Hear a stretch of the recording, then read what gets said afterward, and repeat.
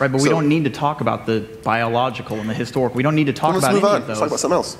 Because, well, this is exactly the point. I don't want to move on because you've said that you don't need those other reasons because your experience is good enough by itself to believe. I just said I needed those other reasons, didn't I? Did I just say that? You said that you should continue in your faith, which sounds to me... You should continue to seek more reasons and make sure... I made the comment, I said, you need to make sure that you have reason and logic holding up your experience. I said that about 10 minutes ago. I firmly believe you don't stop at experience. You look for ways to justify it and make sure it's reasonable and logical. You look for ways to justify it. It sounds like you've already come to a conclusion and that looking for evidence to confirm it is what we're after. That's what we should be doing, it sounds like.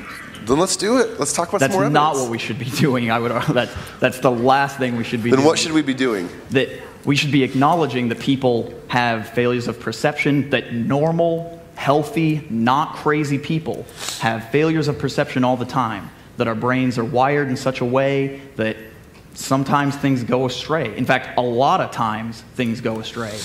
Because, I mean, the example of things like optical illusions that Neil deGrasse Tyson, again, says we should actually describe these things as perception failures because it's just our senses are fooled. We think a thing is moving or we think a thing has changed color. It appears that way to us. And there are a great deal of things like this, especially when you're raised in a country of 300 million people, 90% of which all believe a particular thing. It's very easy to fall into, I mean, you don't have to be crazy to come to that conclusion. So we started with a kind of, I think, general agreement that we needed support and evidence, and so far it seems obvious to me that the question is about what constitutes sufficient and compelling evidence. If I understand you right, you're talking about what we should not have strong belief in those experiences because they could be misleading. We didn't understand what was happening there. So instead of focusing on the particular reason for those. I wonder if either one of you want to talk about how you see the reliability, I guess, of those experiences. This is strange. Sorry. Yeah. I don't know, God's faithfulness, time and time again. Where do we go from there? Yeah, I mean... I think the debate's over. You talk about, is it possible that my experience could have been warped or misconstrued based on a number of things that don't make me crazy or stupid? Is it possible? Yes, it's possible. I've admitted that 5 or 6 times. Now, if it was one time, if one experience with God was all I had, man, it'd be really possible. I've had 15 years of experiences with God. A lot of people have had even longer. I agree. That's why I feel like I've said this 8 times.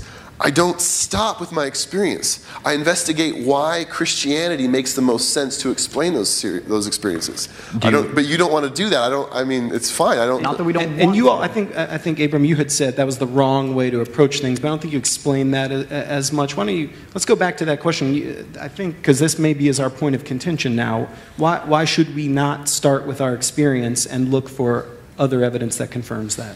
Our experience is for sure a factor that needs to be accounted for. We absolutely have to do so.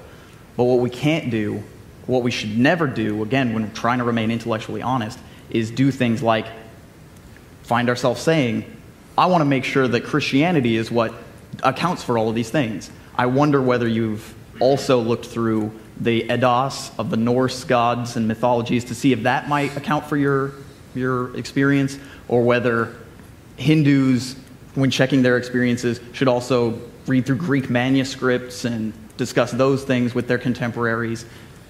None of us could ever possibly go through every religion and creed and cult that's ever popped up and say, does this really jibe with my experience the best? And if so, if it jibes with that experience, just disregard the fact that people, for as long as people have existed, been subject to gullibility and been taken in by con artists. Not to say, again, that a particular creed is after that. I for sure believe, when Greg, earlier you said something along the lines of, why would I work in this church if I didn't believe it? Your belief is not in dispute. I would argue that, as far as I'm concerned, every believer that's ever said they believe a thing firmly believes it and thinks they've got great reasons. but the experience being in line with whichever dogma or creed they happen to have been raised in geographically, it seems wicked convenient. Okay. What's your point? I mean, I want to discuss the reasons, and you don't want to. It's not that I don't want to discuss reasons. What's your point? What is your point? Which reasons aren't good enough? We haven't even talked about them. How can you say they're not good enough? We haven't even started. We have talked about the reasons. We started with some scientific, bigger reasons. We haven't. You jumped way ahead to experience. I mean, there were plenty of things we could have discussed. But you've said time and time again, the experience is why you believe it. That's your reason. If we're not discussing reasons right now, I don't know what we're even talking about. Maybe you find a lot of people cite a lot of things, and I'm willing to grant that there are a lot of things that come to play, right? There's not one reason that I love my mom, right? There's a lot of reasons that factor into that. When we have something like 1 billion Muslims on the planet utterly convinced that a book like the Quran was authored by God, that's a huge problem. Is that unreasonable to believe that? Do you think it's unreasonable? It is absolutely unreasonable. It is one of the most unreasonable things that I agree, so I'm not a Muslim. Right. I'm with you. So let's talk about why I'm a Christian. I'm just saying. Stop talking about Muslims and Hindus. I don't think those are reasonable religions. Sure. Let me finish this point, and we can talk about the Bible or the reasons that you're convinced. The point to recognize, the reason I bring up something like Islam is because we should have that in the back of our minds when we're thinking about how 2 billion Christians can be convinced that a book like the Bible, that God had anything to do with a book like the Bible, right? It's signs of human origin are infinite. And at no point do we come to a paragraph in any text that's on offer on this planet, and do we ever have to pause and just wonder, like, wow, it's just, I really don't think a human could have written this. Look at this sentence. Just read it. Is there such a sentence in the Bible?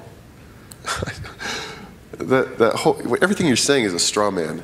You're building up this belief that I somehow believe that God wrote every word. I'm not saying that you don't believe that. Well, so let's then. You've talked about wanting to discuss those reasons, and we've talked about the Bible, which might be an argument you want to put forward. So why don't you say maybe what you do believe then about the Bible, and we'll use that as our jumping off point. What I do believe about the Bible, that's a pretty big category. Yeah, I agree, and we only have. Do you believe that God had a hand in it? I believe God inspired men to write things. Yeah, but inspired doesn't mean God sat there and wrote the sentence. It looks like human words. It looks like men talking their ideas and their thoughts. Right. It looks like human words. Okay, so what does that mean for you, though? I think that's the point we're interested in. Why does that, what you believe, mean we should not believe then? Why does this belief matter to you? Do you want to jump in on this, or do you care if I do it to it? So Jesus says it best in the gospel. Well, the gospel author of John puts these words in Jesus' mouth, I guess I should say.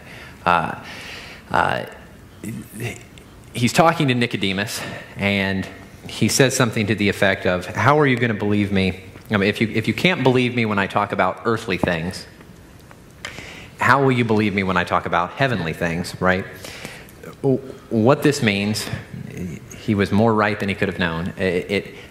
He's given us a criteria by which to be able to tell the truth of the propositions that he's laying out, right? Claims that are harder to verify, like Jesus sitting at the right hand of the Father's throne and, atoning for sin, and tougher to verify.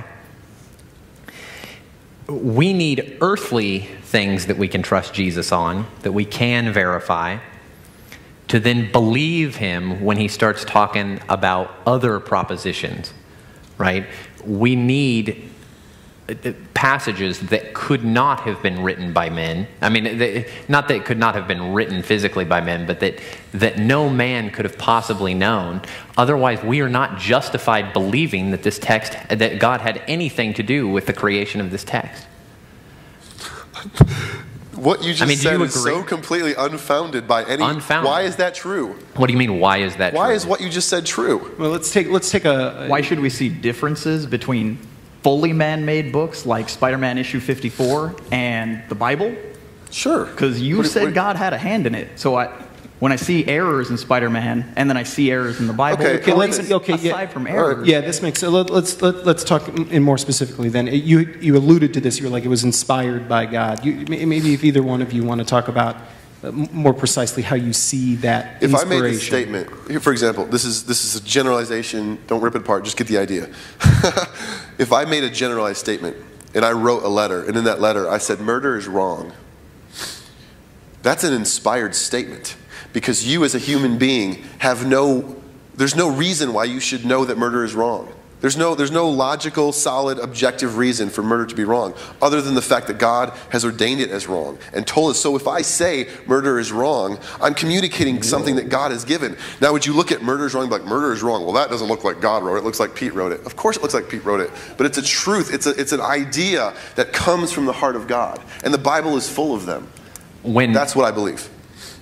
You're saying that something like murder is wrong, or indeed whatever thing must have come from God.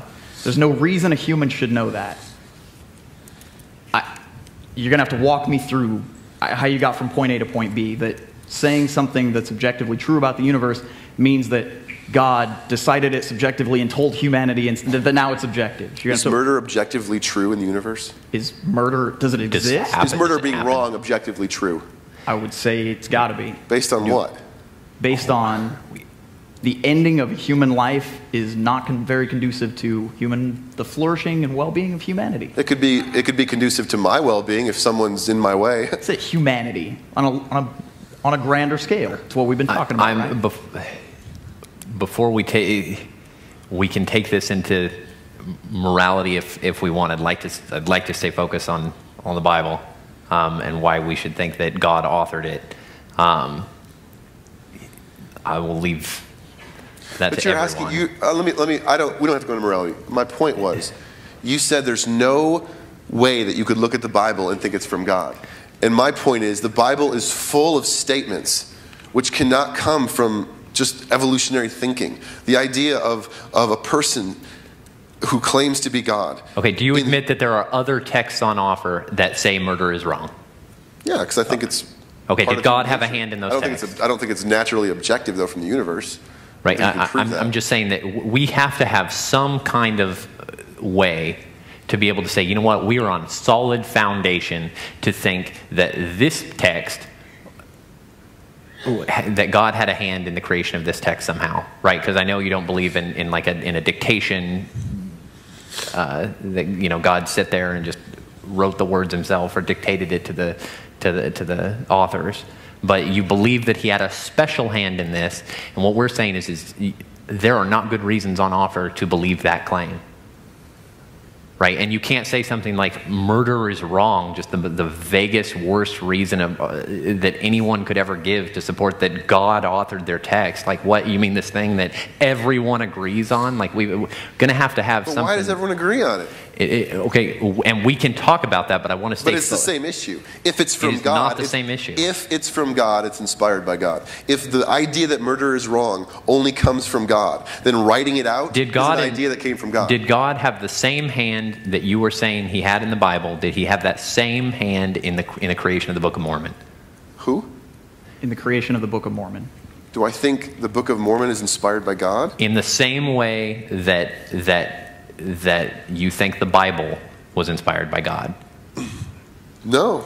No. I think when I'm reading the Book of Mormon, I think so when the Book of Mormon says that murder was wrong, if a Mormon says, well, see, I mean, like, we have all of these great reasons to believe that God authored the Book of Mormon, but the best on offer is that the Book of Mormon tells us that murder is wrong. When I brought up murder, I was bringing up a very general, let's make murder the issue. Whichever thing God gave us, whatever we want to point to, those things can also be found in various other religious texts. Indeed, the example of murder is wrong is also found in Spider-Man issue 54. But you said, I'll not say you said, I think what I heard you say was, there's no way to look at the Bible and have any reason to think God was involved. Is that fair?